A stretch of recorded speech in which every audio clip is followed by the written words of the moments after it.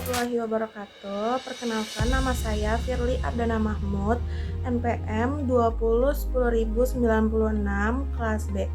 Video ini diajukan untuk tugas mata kuliah Hukum Agraria. Sejarah hukum agraria terdapat 7 tahapan perkembangan hukum tanah nasional sebagai berikut. Yang pertama, ada masa prakerajaan di Nusantara atau sekitar sebelum abad ke-5. Sistem hukum tanah pada masa ini adalah komunalistik atau communal based right. Prinsip hubungan hukum antara tanah dengan individu dianggap sebagai pemakaiannya.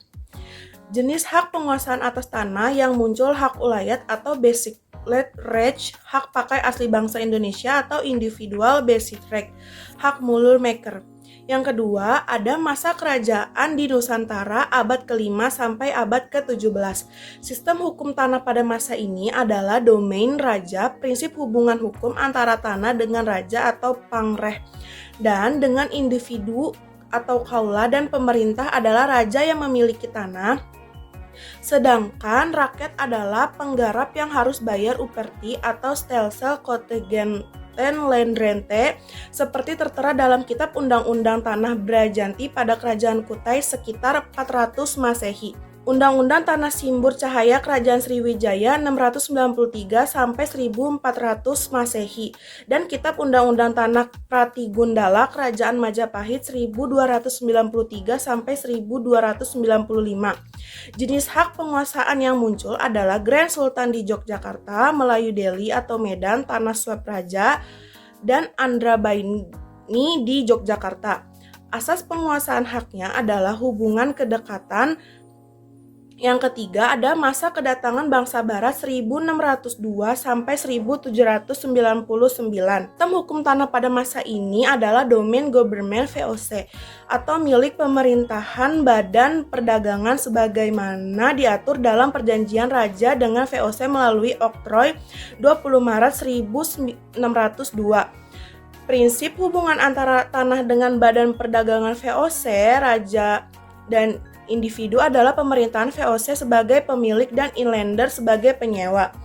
Raja hanya sebagai penghubung penagihan pajak. Jenis hak yang muncul adalah hak eigendom swab raja, government based right, dan hak garapan individual inlander based right, serta hak atas tanah partikular lander decrentens. Asas penggunaan hak adalah yang kalah perang sebagai penyewa basiter dan pemenang perang adalah pemilik atau eigener, mulai dikenal asas domain government. Yang keempat, ada masa kolonial Hindia Belanda 1799 sampai 1945. Sistem hukum agraris West 1870 nomor 55 adalah state domain pemilikan negara, prinsip hubungan hukum antara tanah dengan inlander atau individu pribumi, individu atau bangsa Eropa, individu bangsa timur asing atau yang dipersamakan. Negara, badan hukum, dan pemerintahan adalah negara, individu, dan badan hukum atau pemerintah jajahan kecuali inlander adalah dapat mempunyai hubungan memiliki. Jenis hak yang muncul adalah eigendom pasal 570 BW, Obstal pasal 711 BW, Erfepak pasal Bukren pasal 1740, Gebrek van Rechten 821 BW. Kosen van Rechten, hipotek, kredit verban dan agraris eigendom serta individualin dan benzerek dan lender lijerechten. Asas hukum agraria wet adalah domain verklaring pasal 1 agraris Besert 1870 nomor 118. Yang kelima, ada masalah setelah pasca kemerdekaan NKRI 1945 sampai 1960. Sistem hukum agraria pasal 33A 3 UUD 45 adalah hak penguasaan negara, Besutren, Regelen, dan Tozetuen.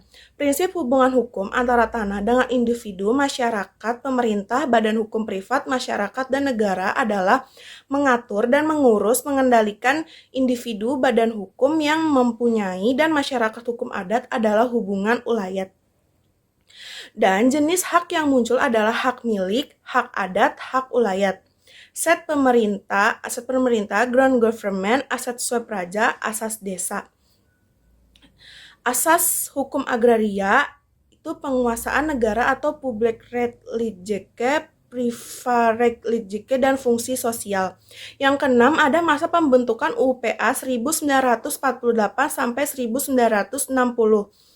Konsep Panitia Agraria Yogyakarta atau PAY 1948, panitia ini dibentuk berdasarkan Surat Ketetapan Presiden nomor 16 oleh IR Soekarno pada tanggal 12 Mei 1948 dengan tujuan untuk menyusun hukum agraria yang baru serta penetapan kebijaksanaan politik agraria negara. Yang ketujuh, terakhir masa setelah pasca berlakunya UUPA 1960 sampai dengan sekarang. Pertama, ada sistem hukum agraria dalam praktik cenderung seolah stat domain atau Kepres nomor 55 tahun 1993 Junto PMA nomor 1 tahun 1994 dan PP 36 1998. Selanjutnya ada hubungan hukum antara tanah dengan negara seolah-olah negara memiliki atau penyimpangan asas. Selanjutnya ada jenis hak yang muncul atau tanah negara, hak pengelolaan dapat ditingkatkan jadi hak milik. Selanjutnya ada asas hukum tanah nasional perseteruan antara privatrechtliche dan publiekrechtliche. Sekian dari video materi yang dapat saya sampaikan, kurang lebihnya mohon maaf. Mohon maaf atas ada kesalahan kata dalam pengucapan. Terima kasih. Wassalamualaikum warahmatullahi wabarakatuh.